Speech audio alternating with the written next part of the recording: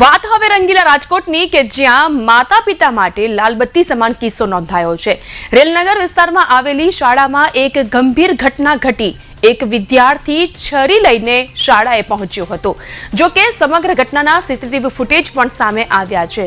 એક વિદ્યાર્થીને પહોંચી છે સામાન્ય ઈજા। શિક્ષકને છરી મારવાની હોવાથી તે પોતાની સાથે છરી લાવ્યો હોવાની ચર્ચાએ પણ જોર પકડ્યું છે। ધોરણ 10નો વિદ્યાર્થી શાળાએ છરી લઈને શા માટે આવ્યો તે એક મોટો સવાલ પણ અહીં ઉપસ્થિત થઈ રહ્યો છે, જેના સીસીટીવી ફૂટેજ સામે આવ્યા છે। આ સમગ્ર મામલો હવે પોલીસ સ્ટેશને નોંધાતા પોલીસે તપાસનો ધમધમાટ શરૂ કર્યો। આજે આમ જોઈએ તો ખરેખર ગંભીર ઘટના। વિદ્યાર્થી એક આવ્યો હતો, હવે એના બેગમાંથી છરી નીકળી, પણ ક્લાસની અંદર રમત કરવા માટે થઈને કાઢી હોય કદાચ, અને એક વિદ્યાર્થીને અડી ગઈ।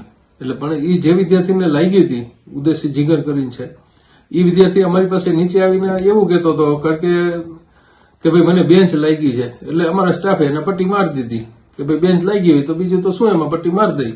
એટલે વિદ્યાર્થી અમારી પાસે એવી રજૂઆત કરી કે મને બેન્ચ લાગી છે, પણ અમને એવું લાગ્યું કે ખરેખર માહિતી મળી હતી કે એને બેન્ચ નથી લાગી એમ। એટલે મેં સીસીટીવી કેમેરામાં જે વિદ્યાર્થી બેને મસ્તી કરતા હતા એને નીચે બોલાવીને બેગ તપાસ કરી। છરી લઈ આવ્યો તો વિદ્યાર્થી? હા, એટલે શા માટે લઈ આવ્યો હતો?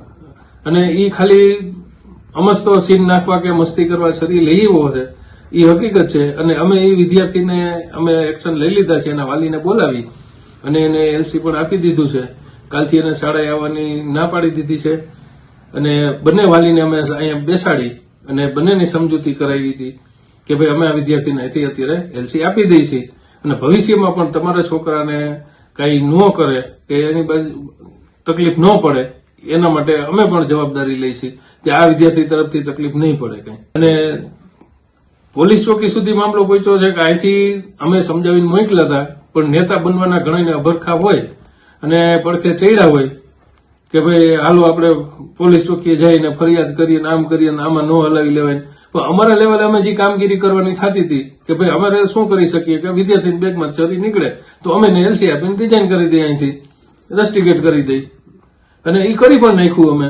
અને જે તે વાલીને બધાને ખબર છે, બંને વાલીને, અને બંને વાલીની હાજરીમાં લીધું, છતાં પાડખે કોઈ ચડ્યા હોય અને પોલીસ ચોકી સુધી મામલો પહોંચ્યો હતો, ત્યાં પોલીસે પણ માફી પત્ર લખાવ્યું અને સરભરાઈ કરી સારી, અને માફી પત્ર લખાવી અને ત્યાંથી બધાને રવાના કર્યા કે એને વિદ્યાર્થીએ સ્વીકારી લીધું, વાલીએ સ્વીકારી લીધું કે અમારી ભૂલ થઈ ગઈ છે।